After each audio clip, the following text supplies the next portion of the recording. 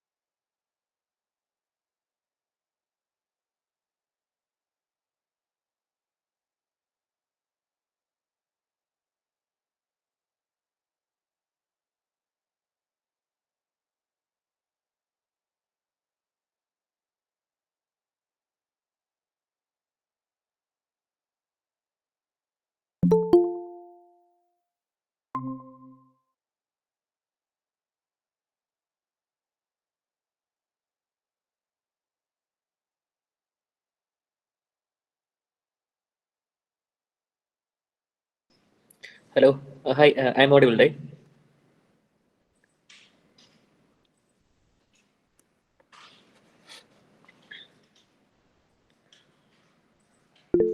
Okay, thanks. Maybe you can wait for like some 2-3 minutes and then start.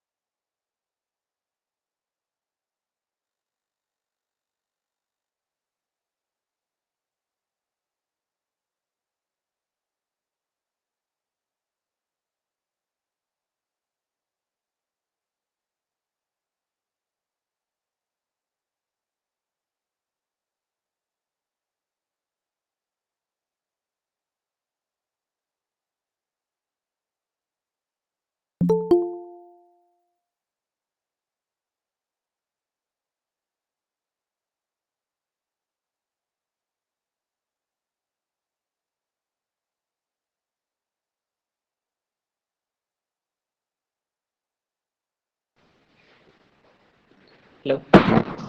Yeah. So I think maybe we can start or shall we wait for some more time?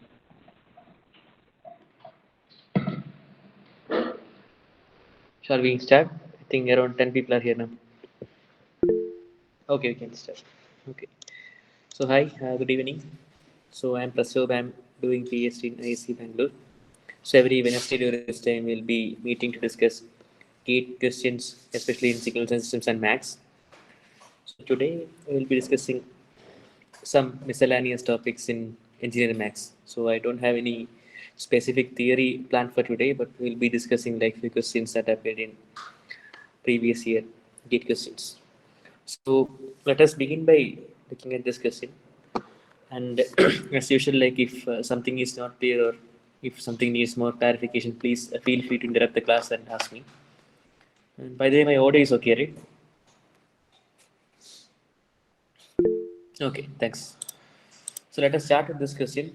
This question appeared in 2015 GATE electrical paper. So this is a very easy question actually. So what it says is like this: if a continuous function f of x does not have a root in this interval closed AB, then which of the following statements is true?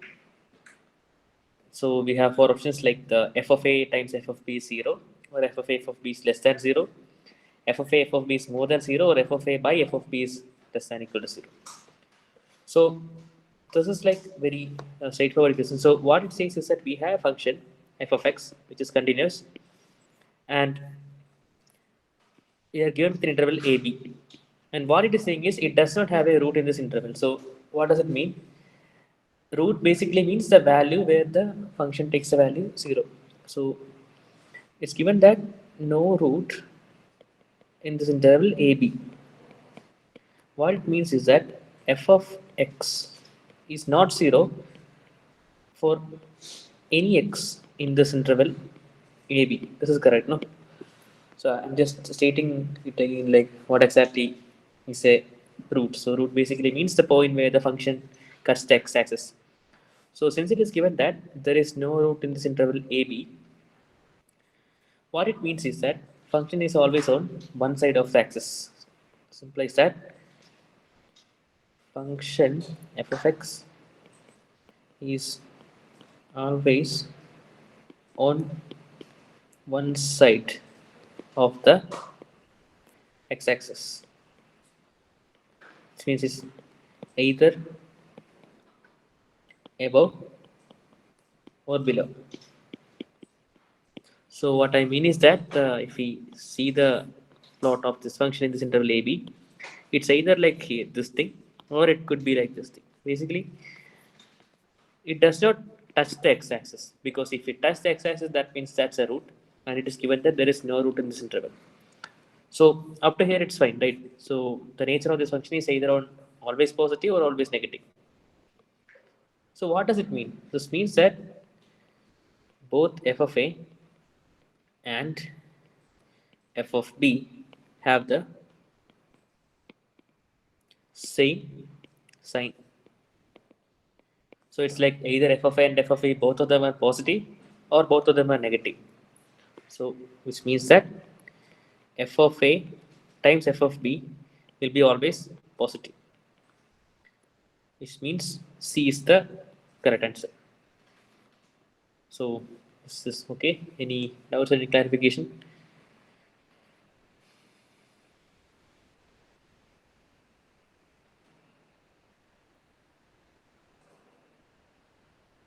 Is everything fine? Shall we go to the next one? Okay, that's so. This is another question. This is so in general, all these questions that we are dealing today, these are like relatively simple questions. We can solve all these questions without spending much time on either of them. So now this is the second question. This is related to complex, not exactly complex analysis, but complex numbers. So basically, we want to find what are the square roots of this value minus I, where I is the square root of minus 1. So this is what we need to find. So again, this is a relatively straightforward question. So we, so the question is clear, right? We basically want to find the square root of a complex number. So for that, we need to see how do we define this square root for complex numbers. So let z equal to x plus jy, I mean iy. This iy be a complex number. Then we can write the same complex number using the polar representation like this.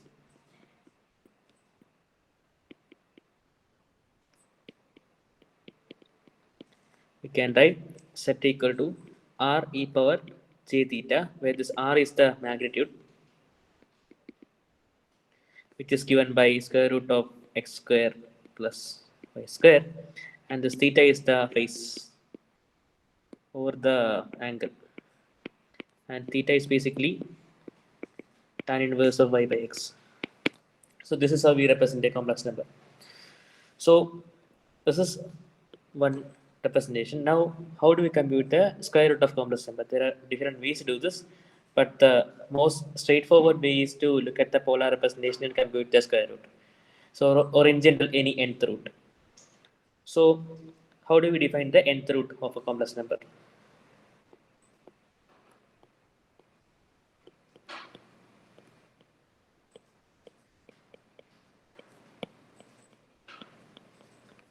So, if z equal to r e power j theta, then z raised to 1 by n is defined like r raised to 1 by n e raised to j theta by n plus 2 pi by n k for k equal to 0, 1 up to n minus 1. So this definition that we have here, this is how we define the nth root of a complex number. This is a standard result that we have seen in like maybe 12th or something, but this is fairly standard. So what do we have? We have z equal to r e power j theta. That means z raised to 1 by n is r raised to 1 by n e raised to j theta by n plus 2 pi by n k, where this k goes from 0 to n minus 1. So if we think of square roots like we know for the real numbers, for a given number there will be two square roots, three cube roots, and things like that. So in general, this will be the nth root. There will be n different. I mean, need not be different, but n nth roots for this complex number set. These are the basic definition. I just mentioned these for the sake of completeness. Let us come to our question. So, what do we need to find? We need to find what is the square root of minus I. So, so far, any doubts or clarification in any of the definitions that we have?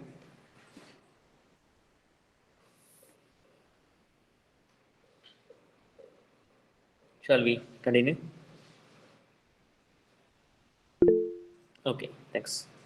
So, what do we have? We have z equal to minus I. So, we basically need to express this number minus I using the polar representation. So, this is like what? This we can write like minus of e raised to j. So by the way, one more result is what is e raised to j theta? That is cos theta plus j sin theta. This is the Euler formula.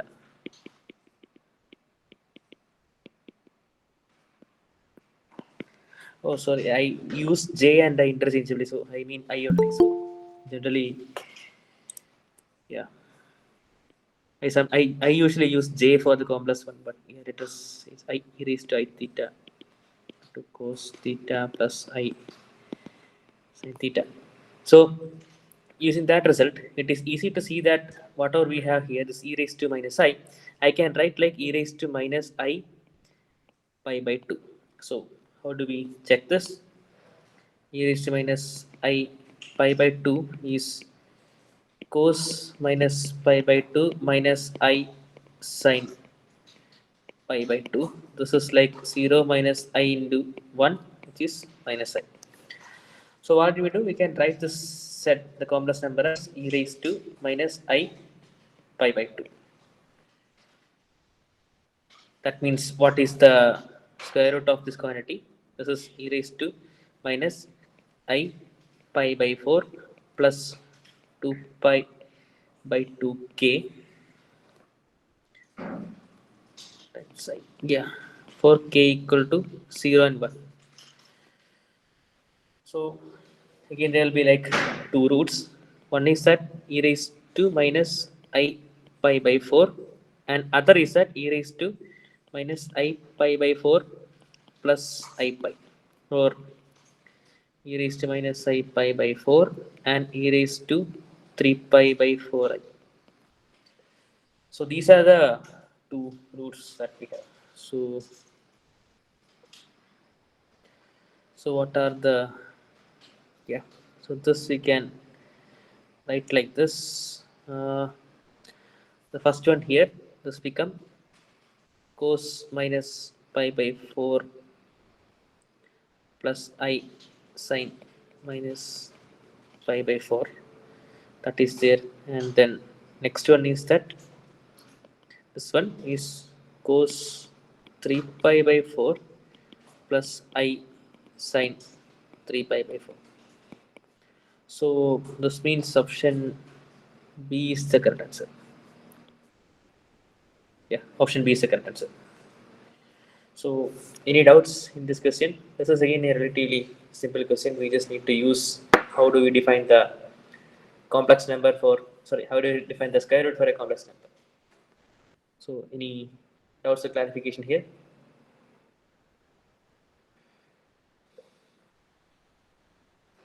Shall we move to the next question?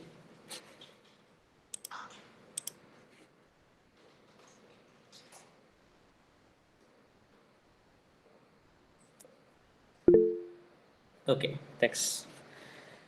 So yeah, next question. This is again a simple question. So I think as a matter of fact, all the questions that we are doing today, most of them are like very simple. So won't take much time. Okay, so this question slightly different, but yeah. So what it's saying is that we have a function y equal to 5x square plus 10x. This function is defined over an open interval 1 2. Then given this fact, we need to pick the right statement here. So at least at one point in this interval, this derivative dy by dx is exactly 20, 25, 30 or 35. So this is the question.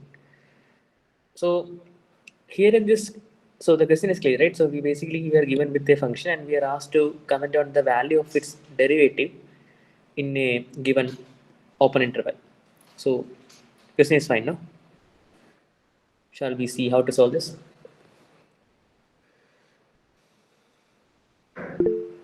Okay, next. So here, this there are different ways to solve this. I'll show two methods here. So one is to use what is known as Lagrange's mean value theorem. So this theorem goes like this. So if a function f of x is continuous in closed interval ab and differentiable in this open interval ab, then there exists a number c belonging to this open interval AB such that f of b minus f of a by b minus a is exactly f prime of c. So what it's saying is that if we have a function that is satisfying certain conditions, then we can say that there exists at least one point in a given open interval where the value of the derivative of that function is exactly equal to the value that we are given here. This is the Lagrange mean value theorem. So what is it here? We given that y equal to 5x square plus 10x. And this interval is given like 1 and 2. So AB is like 1, 2. So what is our function? F of x is 5x square plus 10x. So what is f of 1? F of 1 is basically 5 plus 10, which is 15. What is f of 2? 5 into 4 plus 10 into 2. So this is 40. And what is b minus a? That is basically 2 minus 1, which is 1. So what this theorem says is that by this mean value theorem, there exists at least one c, that number in this interval 1, 2, such that f prime of c, or basically it's dy by dx at x equal to c, takes the value f of b minus f of a by b minus c, which is equal to 40 minus 15 by 1, which is 25. So what it says is that 25 is one possible value for this. So is that okay? Any doubts here?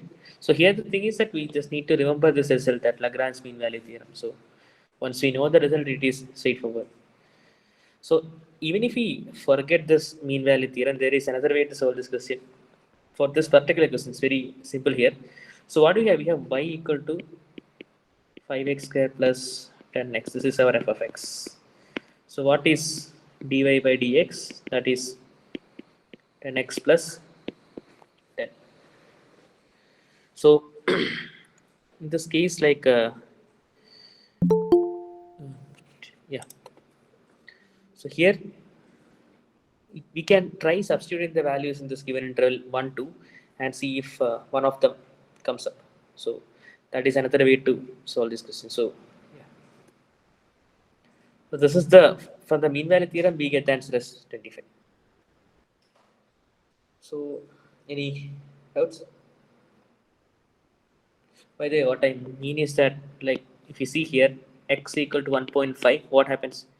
Dy by dx at x equal to 1.5 will be 10 times 1.5 plus 10, which is 15 plus 10, which is 25. So even if you don't know the mean value theorem, by looking at the derivative, which happens to be simple in this case, and checking with the options, it's easy to see that at 1.5 this value is satisfied. So any doubts or clarification? This is okay. I think we are going a bit fast today. I think maybe the questions are also simple. I have only solved three questions. I mean, it's already 7:21, but I have solved three. Is there any doubt or clarification? And is my pace okay, or should I go slow? Or is it okay? These questions are a bit different from what we generally do every week. Like these are like very simple questions which can be solved fast. Okay, next question. Okay, thanks. This is another question which is again simple. So what do we have here? So again related to calculus. So we are given with a function f of x, which is equal to, so x minus 1 raised to 2 by 3. So we need to find what is the minimum value of this function, real value function f of x. We don't want the value, but we need to find where it occurs. So the minimum of the real valued function f of x, which is x minus 1 raised to 2 by 3, occurs at x equal to what value? That's a question. So we are given the function and we need to find the minimum. So in general, how do we find the minimum? We'll just state the conditions for the sake of completeness, but and then we'll also see why we can't use it here. So let fx be a,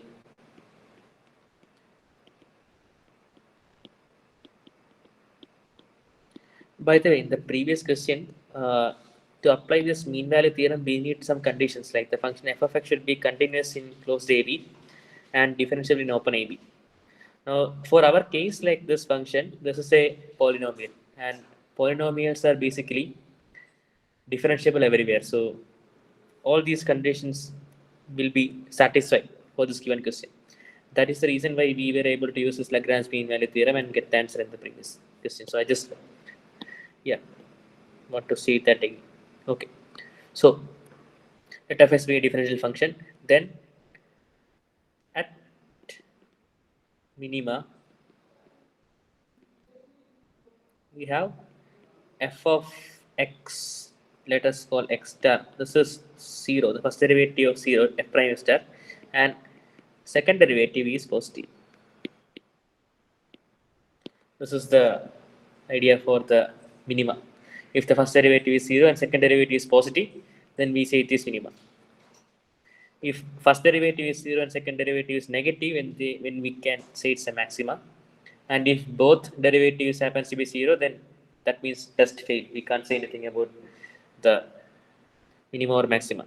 So this is the fairly standard cell. So if you see here, what happens? So what is f of x? We have f of x equal to x minus 1 raised to 2 by 3. So f prime x will be derivative d by dx f of x. This will be 2 by 3 x minus 1 raised to 2 by 3 minus 1. Anyway, it doesn't matter. So now this is equal to 0. That means x should be equal to 1. Because whatever be the power, I mean, that term raised to something is 0 means the term itself is 0. So x is 1 is the one potential point. We don't know whether that is a maximum or minimum, but one potential point. Now what will happen is that if we just see the second derivative of double prime x, that will be like 2 by 3 times 2 by 3 minus 1 x minus 1 raised to 2 by 3 minus 2. This will be the second derivative, right? Now, what is the second derivative? F double prime x at x equal to 1. This is 0. So, what we do, we have this function here, x minus 1 raised to 2 by 3. So, we took the first derivative to find the potential points where we could have maximum or minimum. So, first derivative is like 2 by 3 x minus 1 raised to 2 by 3 minus 1. And we equate it to 0. We see that for this thing to be 0, whatever we have here should be 0. So x minus should be 0. Or I can say that x equal to 1. X equal to 1 is one potential candidate. We don't know. It could be a saddle point. It needn't be maximum or minimum. We don't know. Yeah. So that is there. Now, what is the next step? We find what is the second derivative and evaluate the second derivative at that value. So at x equal to 1, f prime x will be undefined. Okay. Yeah, if you think in that strict terms, I think yes, you're right, because it will be dividing by something, right? Yeah, it will be minus 1 by 3, correct? You're right. Yeah, yeah. So yeah, so that means this itself won't work basically. So anyway, this kind of an approach we can't use. So this is also undefined, right? This is also undefined, because we'll go more negative. This thing happens to be undefined. So yeah, you're right. Thanks. The reason why that happened is because it's like this. Like if you see this function, for x more than 1, more than equal to 1, x minus 1 raised to 2 by 3 is real. But for x less than 1, x minus 1 raised to 2 by 3 is complex. So we can't find the derivative. So that's also there. Yeah. So this is the thing. So just we can't write it. We don't know what is value. So this is not correct. But the idea is still there. I mean, we can't use the usual technique, so we need to do something else. By the that whatever I wrote earlier, that was a mistake. So x equal to 1 is not the point. This derivative doesn't exist for that value. So that's the only thing. Now, what happens? For x positive, I mean more than equal to 1, x minus 1 raised to 2 by 3 is real, whereas x less than 1, this is complex. So minus infinity is not the answer, 0 is not the answer. We need to know which of this point is the minimum. So what we can do is we can just try to plot this value, try to see what happens here. So for x more than equal to 1, x minus 1 raised to 2 by 3, this is the function, is real. So what is the derivative for other values other than 1? I mean, so f prime x is 2 by 3, 1 by x minus 1 raised to 1 by 3. This is the derivative. Yeah. Yeah, that's the problem. Earlier we wrote like this and it's not very evident, it comes in the denominator. So yeah, so this is the derivative. Now what happens is that if x is more than 1, then this derivative f prime x is positive, always positive. What does it mean? Like it's a increasing function.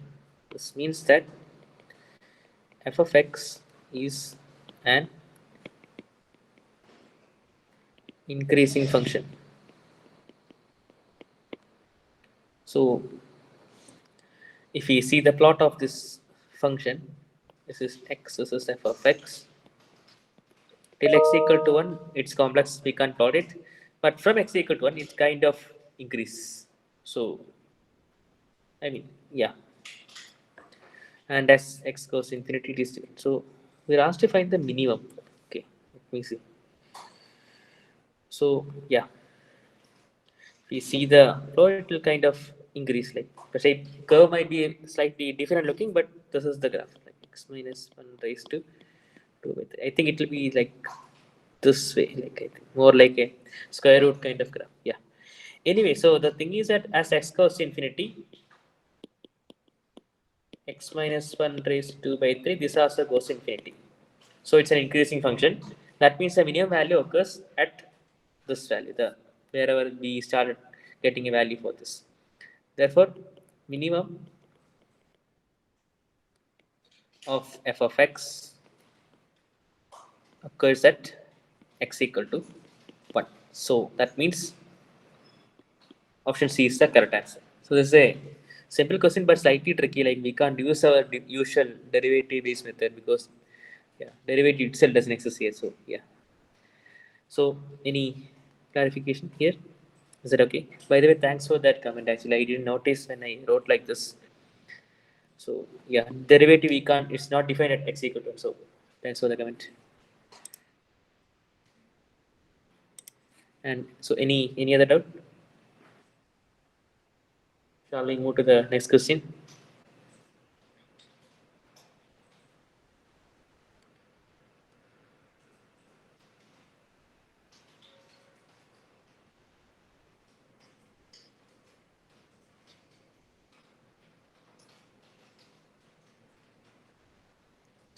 Is it okay? Shall we proceed?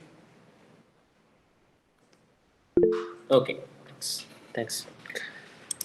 Okay, so we have fifth question. I think I will most likely run out of questions today.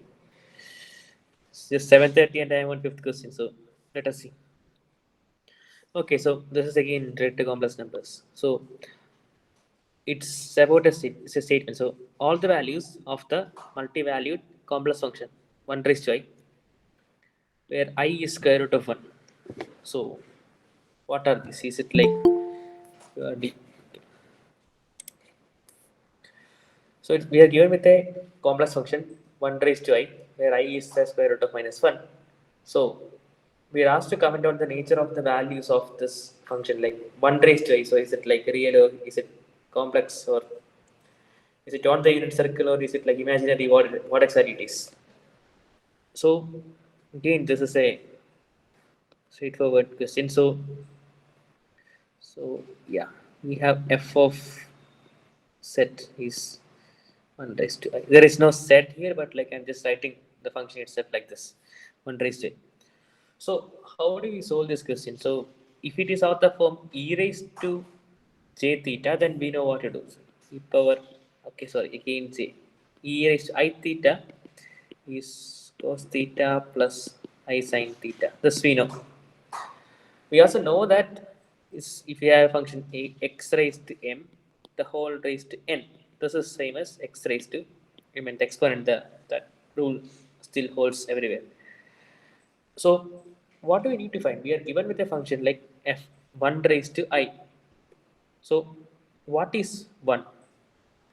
1 actually I can write like e raised to j 2 pi. This is true, right? So what is e raised to j 2 pi?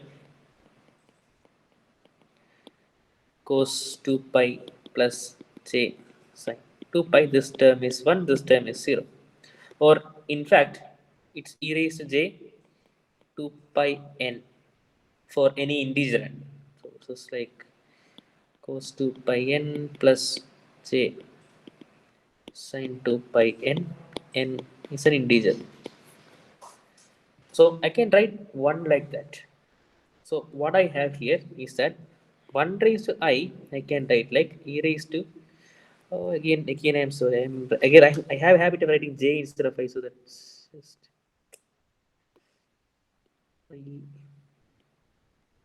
By the way, both are same. I mean, people interchangeably use I and j. So I equal to root of minus 1 usually in math, and j equal to root minus 1 in usually engineering. So I have a habit of using j. So let me write it properly.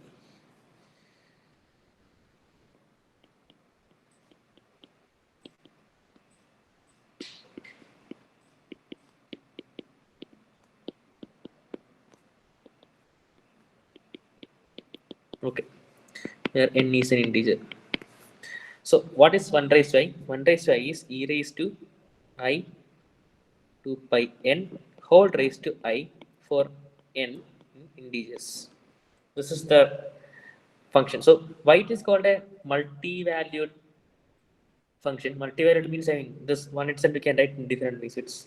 And it could take different values, like based on the value of n. Like we will see what it is in a minute. So 1 raised to I is e raised to I 2 pi n whole raised to I. So what happens? A raised to b, the whole raised to c is a raised to bc. So what is this? This is like e raised to I 2 pi n times I in the numerator, or I can write e raised to minus 2 pi n. Why did I write that? I square is like minus 1. So this is fine, right? So why it's called a multi-valued function? So for different values of n, we don't know what is n. It's n is any integer. For depending on the value of n we choose, this same function 1 raised to I can take different value, e raised to minus 2 pi n.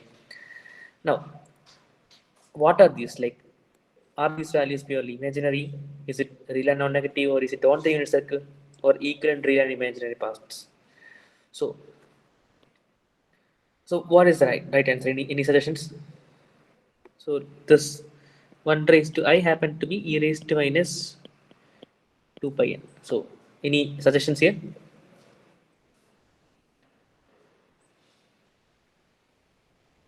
What do you think is the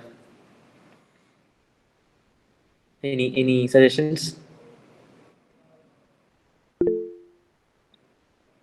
Yeah, actually that was a trap. So it is not C. So that is what I was thinking. So I'll tell why it is not C. So consider z equal to e raised to I theta. Now for this function, mod z equal to mod of e raised to I theta, it is equal to 1. So that is what you mean by being on the unit circle. But here there is no I, right? There is no I on the numerator. It's e raised to minus 2 pi n. So it's basically nothing but we have, let us say f of x is there, right? F of x, let us call e raised to minus x. What is f of 2 pi n? That is e raised to minus 2 pi n, right? So this 1 raised to I is basically, it's the value, the 1 raised to i's value is same as the value of this function e raised to minus x at x equal to 2 pi n. So it is not having unit modulus. In fact, this is a real number. So this value e raised to minus 2 pi n, this is a real number. And what real number it is? It's precisely that real number that you get when you evaluate the graph of f of x equal to e raised to minus x at x equal to 2 pi n. So this is a real one. Moreover, this is positive. I mean, it could be 0, but it's not negative. So B is the right answer.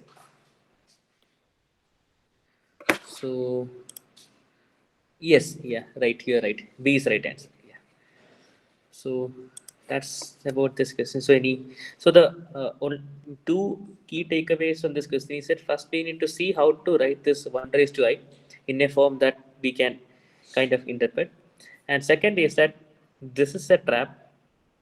E raised to e raised to I theta will be having unit modulus, but e raised to minus theta or any other value, that those are not unit modulus. So yeah, so for this discussion, the right answer is it is real and non-negative. So yeah, any doubts or clarification?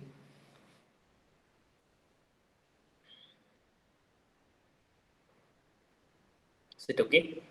Shall we move to the next? I think I have one more. I think I have two more questions. Yeah. Let's see. I have two, 3 questions. So let's see. So any doubts in this question? Shall we proceed?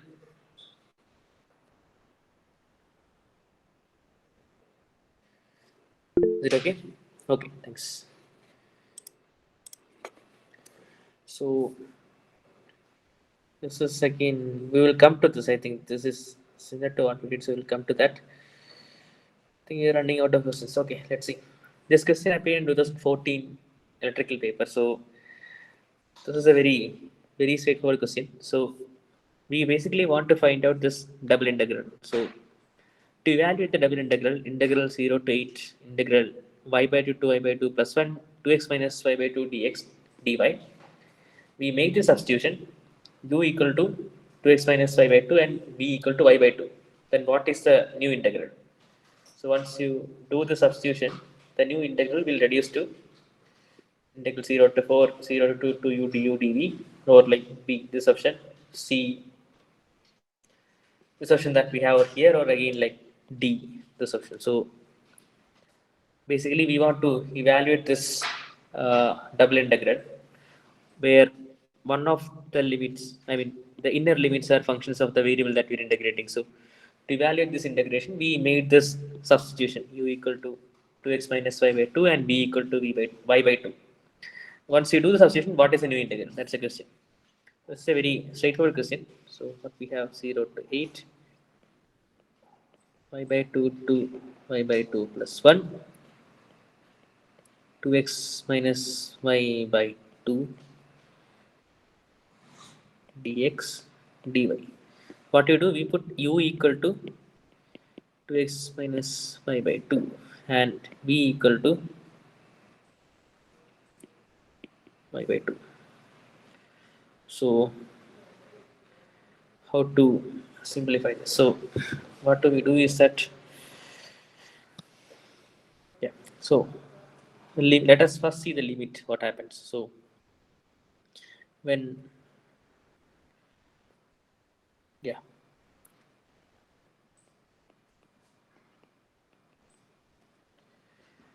so I want to write this in terms of the other variable. So here if we see, this is for y and this is for x. So this is 2x minus y by 2 is, so 2 dx minus dy is 2 du, and from the other equation, this equation here, dy by 2 is dv. So yeah, I want to simplify this a bit actually. So this 2x minus y, this becomes u. So I have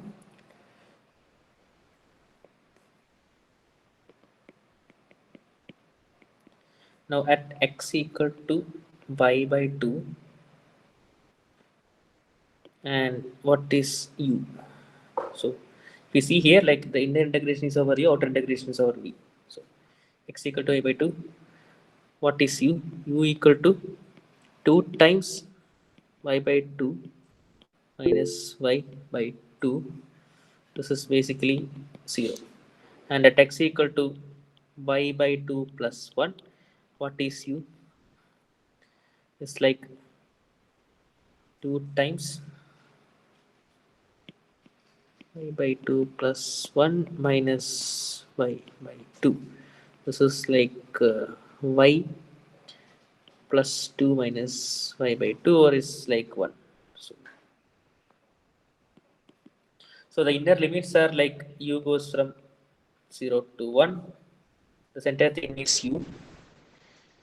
We'll come to what is dx dy soon. And the outer integration, like it's again simple, like we have v equal to y by 2. So y equal to 0, v equal to 0, and y equal to 8, v equal to 4. So the other integration goes from 0 to 4.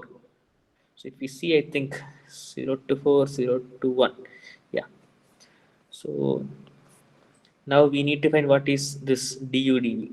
So what do we have? This dy equal to dv by 2, and we need to write what is dx dy in terms of du dv. So it's actually b. It's 0 to 4, 0 to 1, 2 u du dv. So b is the answer. Let us write it in a different way. So limits are already matching and like option is also there. So this is the answer, but let's see how it is derived. So we have, yeah. So dx is what?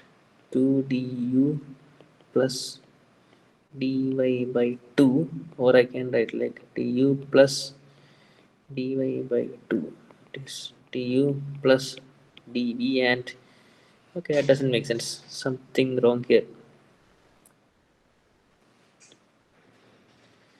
That way it won't work again. We just need to change the integration plane. That directly we can't do.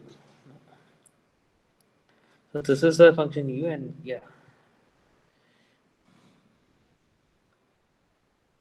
So what is happening here? Just we have function and we have this two-dimensional thing x y, and I have this integration from 0 to 8 in y-axis and y by 2 to y by 2 plus 1. So this is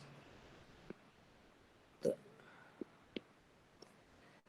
x equal to y by 2. So that will be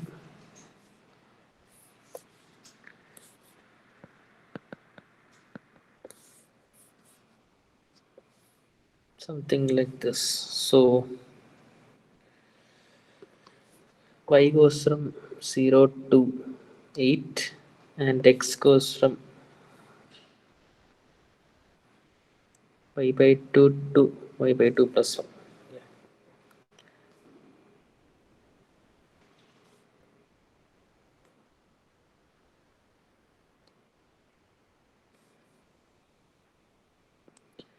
Something like this. This is a, yeah.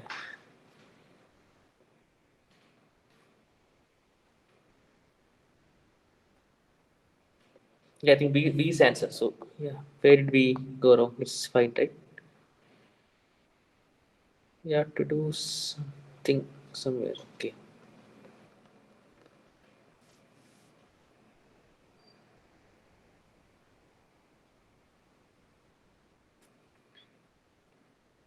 So what is happening here? So where did we go wrong?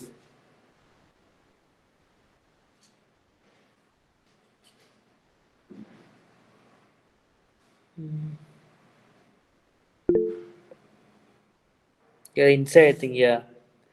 This one it's independent, so you can just write this. Yeah, that's what. Yeah, that's what. Correct. That only. Yeah, remaining all matches. So dx is du and dy is 2 dv. So yeah, dx dy will be 2 du dv, and that too we are having. So that's b. Yeah, correct. Thanks. So D is the answer. Yeah. So shall we move to the next one?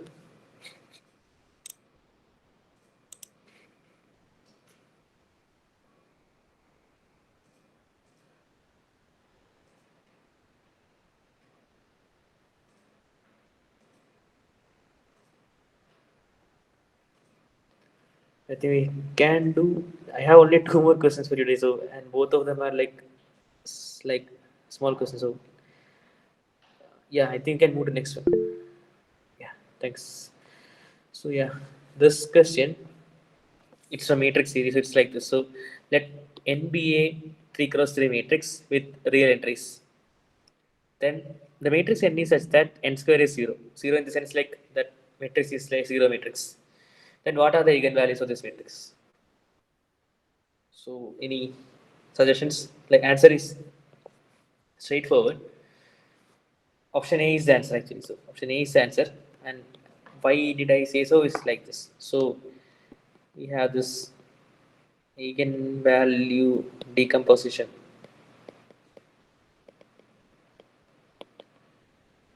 theorem. So what it says is that let v1, v2 up to vn be the eigenvectors corresponding to eigenvalues lambda 1, lambda 2 up to lambda n. Then let this matrix V be defined like v1, v2 up to vn, and this matrix lambda to be defined like diagonal matrix of lambda 1, lambda 2, lambda n. And what we can say is that we can write this matrix like say about the matrix A.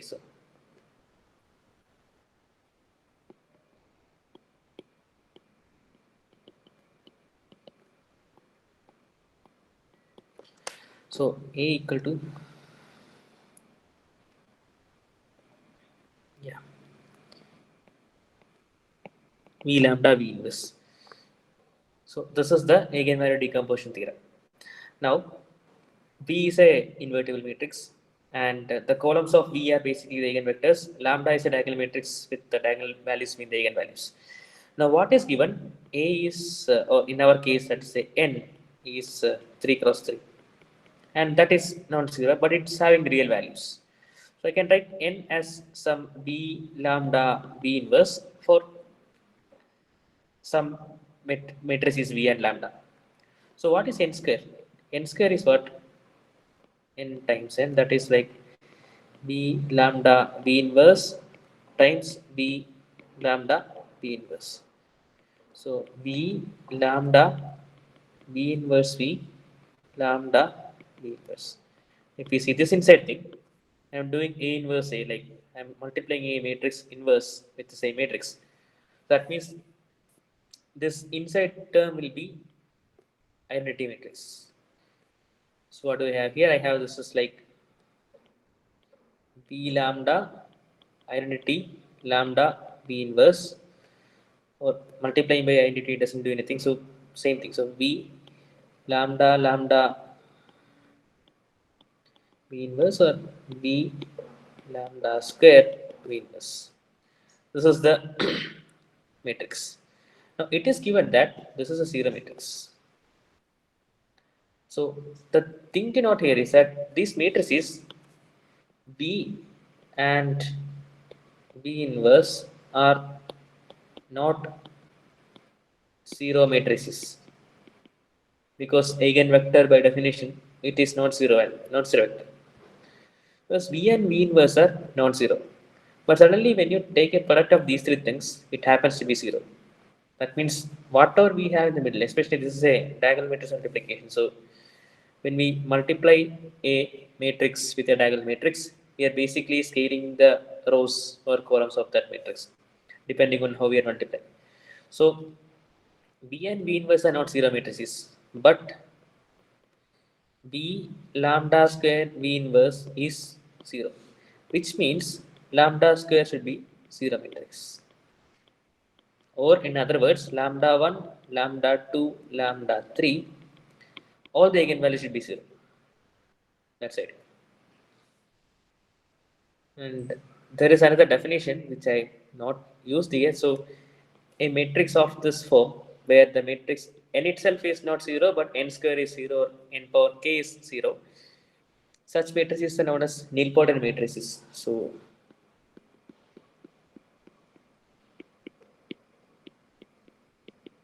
and for nilpotent matrices, the eigenvalue will be, all eigenvalues will be basically zero. That's the idea. So is this okay? There is another one more way to uh, see why this is true. So not very complicated. So we know this. So let B be an eigenvector. So what we have, AB equal to lambda V.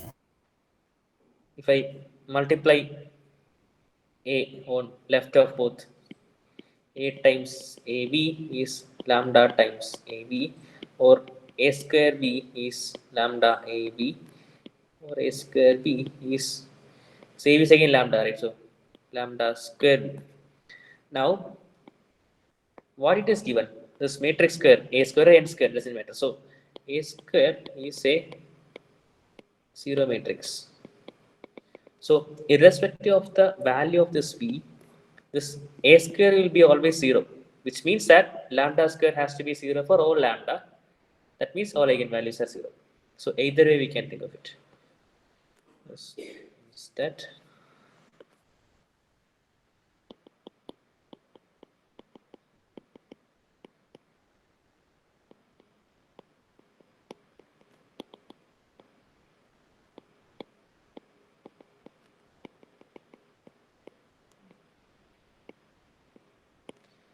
this means all eigenvalues are 0. So this is the solution. So any doubt here?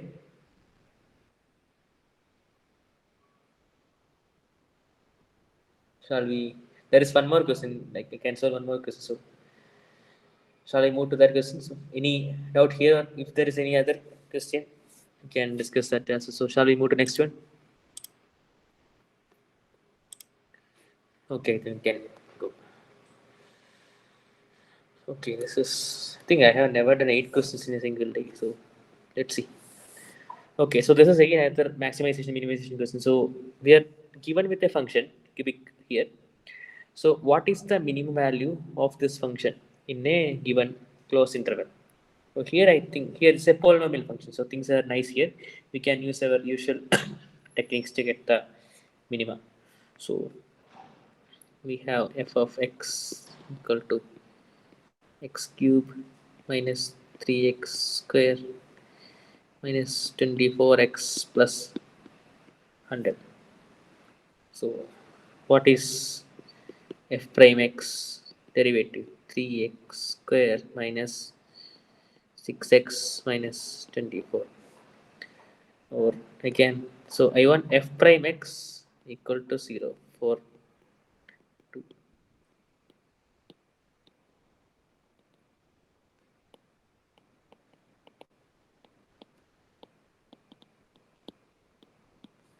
That means 3x square minus 6x minus 24 is 0, or that 3 we can cancel out, so x square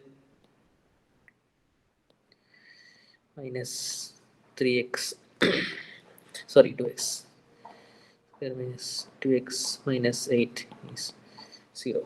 So what is this? This is x minus sum is 2, product is 8 minus 4 plus 2. So x minus 4 x plus 2.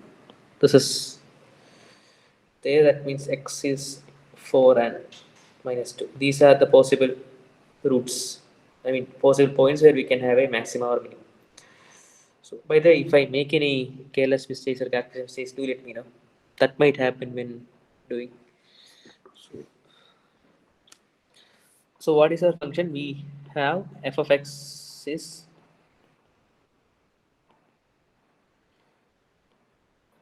x cube minus 3x square minus 24x plus 100. So we found out the first order points. Now we need to find the second derivative basically. What is f double prime x? This is 3x square becomes 6x and minus 6. This is the second derivative. So f double prime of 4 is 6 into 4 minus 6, which is 18, which is more than 0. This means this is a possible minima, local minima. Similarly, f double prime of what is the other value? Minus 2. This is minus 12 minus 6, which is negative. So, not a minima. Now, so we don't know what is the value of the function at that point, and we don't even know is this the minima. So, what is so the thing is that here we want to find what is the minima in a closed interval. So one option is that it's at 4, so, but that could be a local minimum. We don't know is it the global minimum in this interval. So what do we have here? So let us see what is f of 4. So f of x is basically x cube minus 3x square minus 24x plus 100, and f of 4 is 64 minus x square is 1648 minus 24 into 4. 24 into 4 is like 96 plus 100. This is f of 4. So, give me the answer is 20. Let us see. Let us see. Yeah. So, What is this? So we have 96. Then we have, okay, there are two answers already.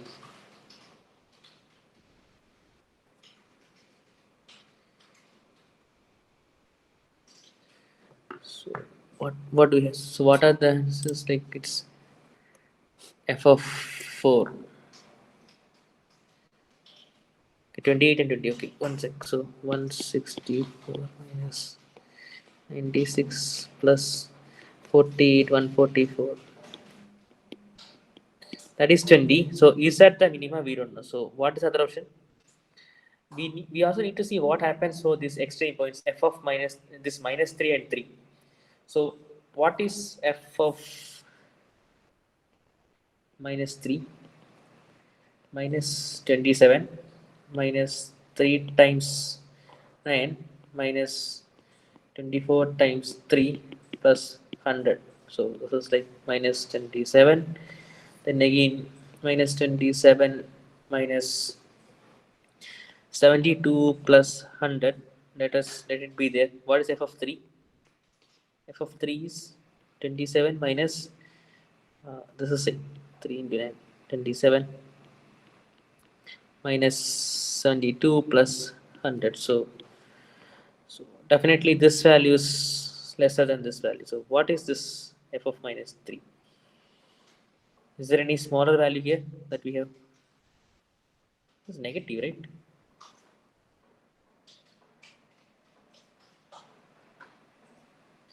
New value of the function this interval minus 3 3 minus 27 minus 27 plus 72 plus 100. So 172 minus 54. That's something big. Yeah, that's something big. So yeah, A is the A sense. F of 4 is outside internal. Oh yeah, that's also there. Yeah. So already we got the answer. Yeah. So what's the answer? Where do we have? This is not satisfied. So yeah, this is the one at which one is small? This is 172 minus 54, and this value is 27. Isn't going. Yeah, 28. Yeah, 28 is answer. Yeah. So yeah, that's it. So I think it's it. So I think I didn't do today much today. I guess. Yeah. Okay. So anything else? If not, we can pause for the day. I don't think this is a very nice idea to do. Just many small questions like we can't discuss much about the theory and so yeah. And yeah, sorry for making few mistakes and thank you very much for pointing out the errors. So yeah. And okay, thank you very much for attending. So next week it will be similar, but like I'll do some more from single Sir, process. sir, can you explain last question? Yeah. That So last question. So you decomposition. mean this one, No, no, no, no. the matrix theory That question? decomposition. Yes. Okay. Which part actually? Sir, decomposition theorem. Yeah, so this decomposition basically goes like this. So if we have matrix A, then this let V1, V2 up to Vn be the eigenvectors with corresponding eigenvalues lambda 1, lambda 2 up to lambda n. Now, if that is the case, then this matrix A can be written like this: V lambda, V inverse. This is known as the eigenvalue decomposition theorem. That's okay, right? So what is this omega type? What is this? V omega V inverse. Yeah, lambda, lambda. I mean, it's a diagonal matrix basically. The matrix of eigenvalues. Can give any other name or assessment. So this lambda is a diagonal matrix. Lambda 1, lambda 2 up to lambda n. Zeros everywhere. It's okay, right? Yes. Okay. SSC notation, you can call it in D or anything is fine. So this is from the theory. Now, what is if n is v lambda v inverse, n square will be v lambda square v inverse. This is fine, right? Up to here. Yes. Yeah. Now, what is given in this question? It's given that we have a matrix n, but n square is zero matrix. Now, n square is zero basically means v lambda square v inverse is zero. Correct, no?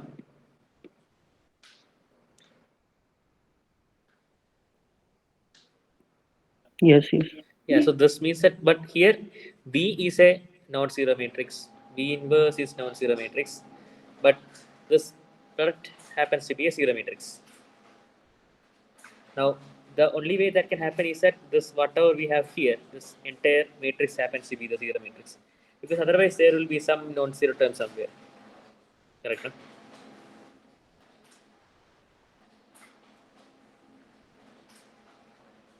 We take a product of three matrices where these two are invertible. So I'm multiplying one invertible matrix with another matrix, and then again multiplying by the inverse of the same matrix. So this thing will be zero only if whatever we have in the middle happens to be the zero matrix. That's okay. If this is kind of hard to follow, there is another way also, like what I have mentioned here. V be an eigenvector with the eigenvalue lambda. So what is AV lambda with? Correct, no? Yes, sir. So AV is lambda V. So I'm just multiplying both sides with an A here and A here. So that means A and A here. That means A square V is lambda times AV. Up to here you follow, right? Yes, sir. Okay. Now what is AV? AV is again lambda V because from the this equation that we have over here. This AV is lambda V, so A square V is lambda AV. So what happens? I have this lambda, one more lambda V will come, that becomes lambda square V. So A square V is lambda square V. This is fine, no? Yes, sir. Now what is given in the question? It is given that A square is a zero mean. A mean n, I mean. I am using A and n interchangeably. So A square is a zero matrix. So all the values of the matrix are zero. Now, if you multiply any non-zero vector or any vector for that matter with a zero matrix, we will be getting the answer as zero vector, right? This thing will be zero always because a square is zero. Correct, no? Yes, sir. That means this lambda square v is zero for all lambdas. This is true for all lambdas, right?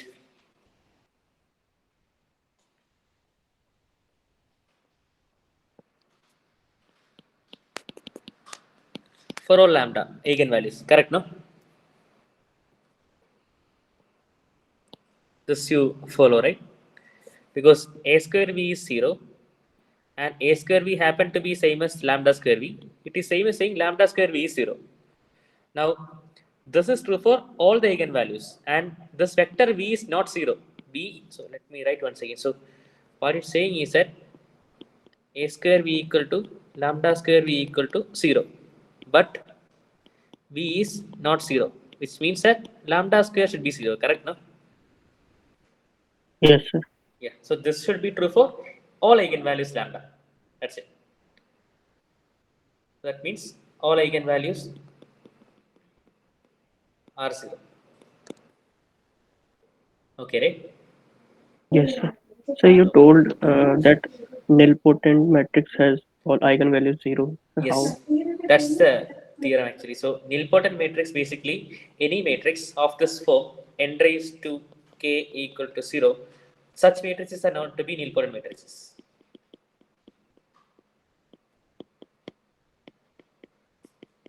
Specifically, nilpotent matrix of order. Okay, this is how we define a nilpotent matrix. For any such nilpotent matrix, if we have the second decomposition with us, then same derivation will happen. Like AB is lambda V. Instead of square, it will be some kth power.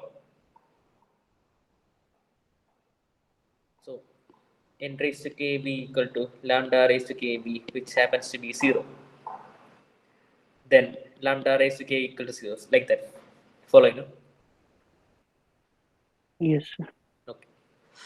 So this, I'm not sure if this is there for the gate exam, but this solution is okay, right? I mean, how to see this from here. This is fine, no? Yes, sir. Yes. Yeah, that's sufficient, I think. Yeah. So any other questions? Yes, sir. No. Sir, that question square root of minus I. Yeah. Sir, in that last portion. Square root of minus which one? This one, huh? Yes, sir. Okay. So what's the doubt here?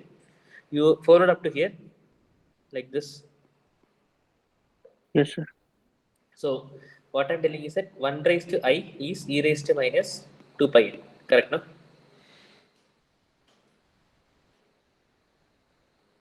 We just want to see whether it is positive, negative, or zero, or complex like that. No, sir. This was not the question. Uh, Second question. Then Square root of this. Ah, minus I I. see. Okay, fine, fine, fine. Okay, yeah, yeah. Here, what is the doubt? The last where you have written z to the power 1 by 2 is Yeah, equal to from that. yeah. This is okay.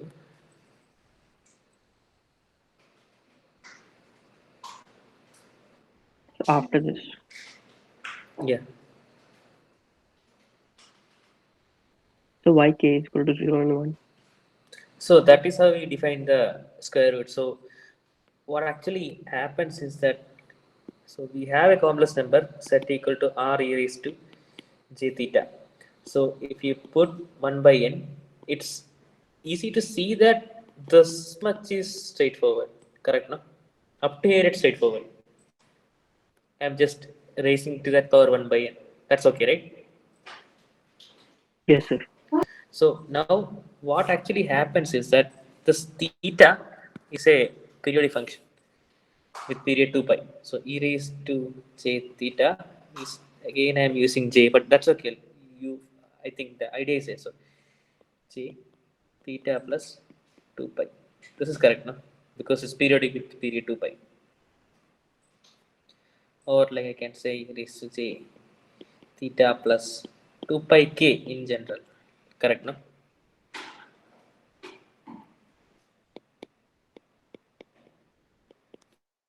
Is you follow, right? Yes, sir. So what happens when we take the square root? I want to bring this e raised to j theta by n, or this is same as e raised to j theta by n plus 2 pi by n k, but k for the time being k is an integer. That's okay. Now when we talk about angles, we know that it is having a period of 2 pi. So we don't need to mention angles that are separated by more than 2 pi.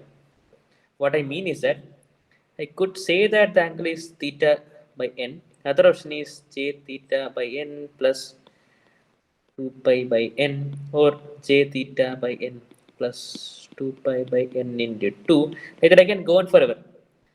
But what could happen is that after some value of k, whatever value I'll be getting, that will not be in the 0 to 2 pi range. So specifically, if I put k equal to n, that will already make it beyond the 2 pi by 0 to pi range. What I mean is that if I go like this, and if I say the angle is like theta by n plus 2 pi by n into n, this is just theta by n again. I'm just telling the same angle twice, right? Here, these two are same, correct, no? So what I mean is that if I say pi by 4, then I say 3 pi by 4, then I'll say this thing, yeah, plus pi again, 7 pi by 4. If I go on like this 7 pi by 4 is what? 7 pi by 4 is 2 pi plus, oh, index is 9 pi by 4. Yeah, what is this? 9 pi by 4. Like that it goes. So after a point, I'm just telling the same angle again, correct? No? I just want the Yes, angles sir. in the range 0 to pi. Correct, right?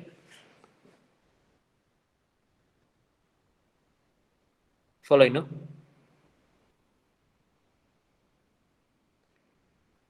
Basically, I want to find what all are the different angles which are which, which are in this range 0 to 2 pi, but they are different. They should be different also. So what are those angles? Those are precisely these values.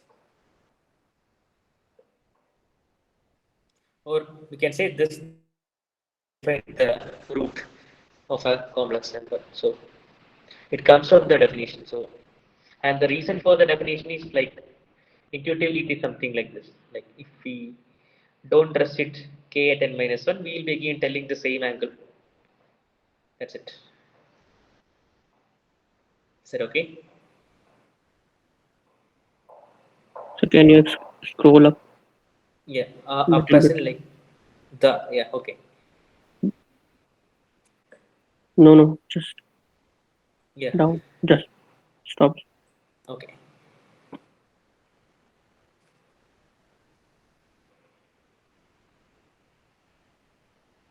So down Yeah, a little bit.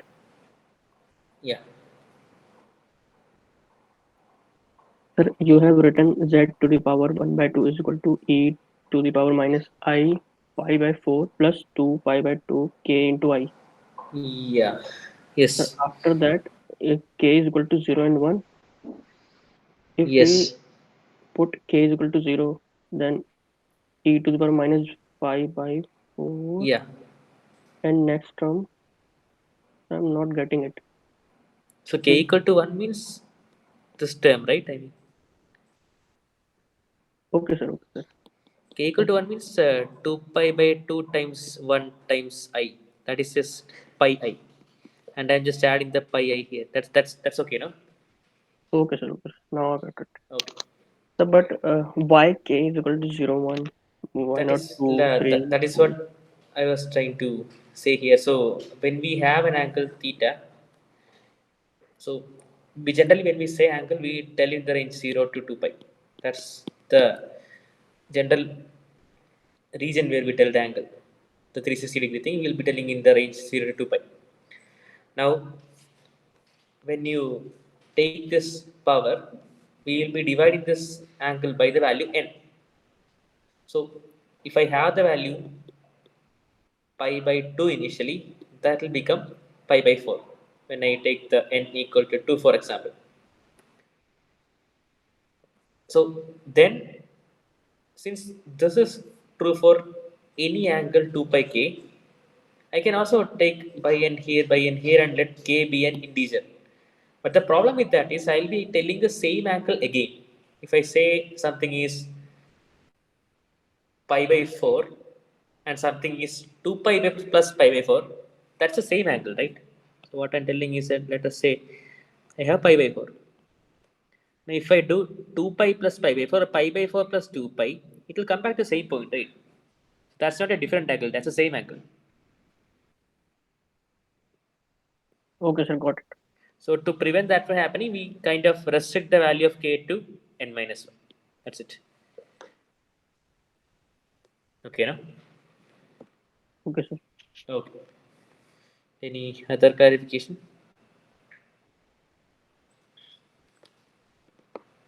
So what will be the next topic? Next topic will be more miscellaneous questions on max, and I'll also try to do something from signal sensors in the next class. I think the next two sections will be more like 2 days, but maybe I'll try to do some more signal systems also in between. It will be general revision kind of. I think only 2 more weeks are there for gate, right? Gate's on 4th or 5th, I think. Yes, sir. Yeah. So next class.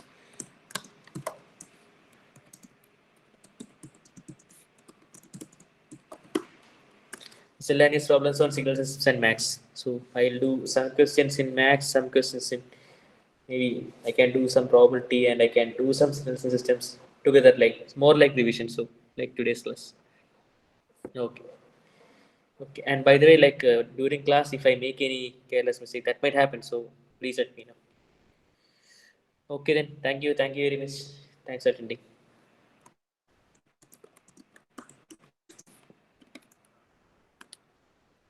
Okay, I'm closing the meeting.